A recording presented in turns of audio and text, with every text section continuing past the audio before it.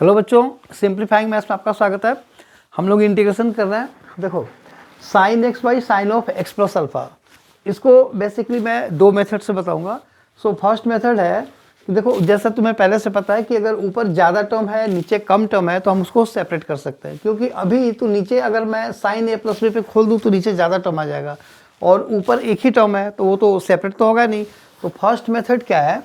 First method है I is equal to sine of, देखो नीचे वाला टर्म ऊपर बना लो, यानी कि x में अल्फा ऐड करो, सब्ट्रैक्ट करो, dx upon sine of x plus alpha. अब क्या करना है, x प्लस अल्फा को a समझो और इस अल्फा को b समझो, इसको ओपन कर दो। So this is equal to sine a into cos b और minus cos a into sine B और नीचे sine of x plus alpha integral और dx। अब क्या करना है, अब इसको सेपरेट कर दो। देखो दिस अपॉन दिस करोगे तो ये कट जाएगा, तो बचेगा कॉस अल्फा और माइनस ये cos theta by sine theta क्या होता है, कॉट थीटा। तो साइन अल्फा कांस्टेंट है, उसको पहले लिख लो और फिर लिखो cot of x plus alpha and dx, correct. अब देखो ये cos अल्फा है, तो जिस तरह से 2 का इंटीग्रल 2x होता है वैसे ही cos अल्फा का इंटीग्रल ना, कई लोग क्या करते हैं इसको sin अल्फा लिख देते हैं, बट sin अल्फा रॉन्ग है, क्योंकि ये अल्फा जो है वो कांस्टेंट है, तो cos अल्फा भी कांस्टेंट ही हुआ ना। तो अब इसका फाइनल आंसर हो जाएगा implies i is equal to x into cos alpha minus sine alpha into cot x का क्या होता है, लॉग साइन एक्स, यानी कि log of sine x plus alpha और प्लस सी, ठीक है ना। सो ये हो गया हमारा फर्स्ट मेथड, ठीक है। नाउ सेकेंड मेथड देखो क्या है।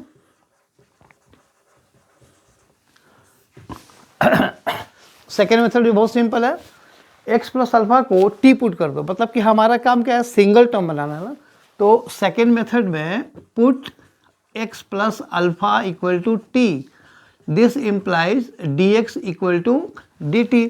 सो therefore i is equal to, ये देखो साइन ऑफ x, यानी कि साइन ऑफ x, यहाँ से x निकालो तो ये हो जाएगा t माइनस अल्फा और dt, और नीचे सिर्फ साइन ऑफ t। देखो सेम पर्पस यहाँ भी आ गया ना, यहाँ पे मैंने अल्फा ऐड किया था, सब्ट्रैक्ट किया था, और इसको एक सिंगल टर्म आना उसको सेकेंड टर्म, तो भी उसका मतलब कि ऊपर दो टर्म। और ये जो सब्स्टिट्यूशन मेथड है इससे भी देखो क्या आया, sine of t minus alpha, यानी कि दो टर्म और नीचे सिंगल टर्म, यानी कि यहाँ भी साइन ए माइनस बी पे खुला था, यहाँ भी साइन ए माइनस बी पे खुलेगा।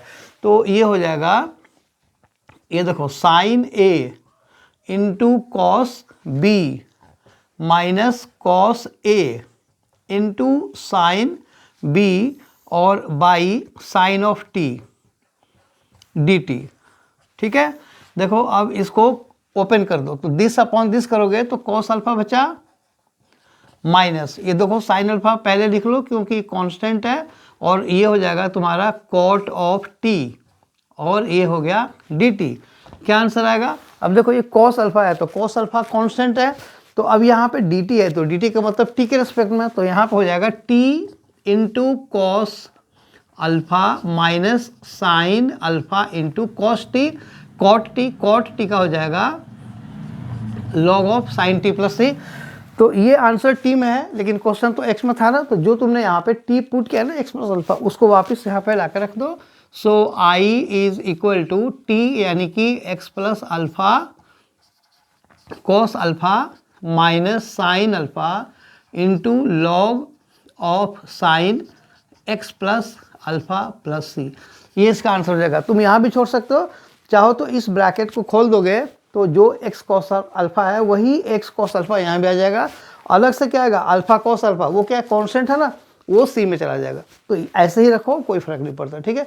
चलो आई होप वीडियो समझ में आए, अगर आए तो इससे लाइक करो, शेयर करो और सब्सक्राइब जरूर करना। Thank you.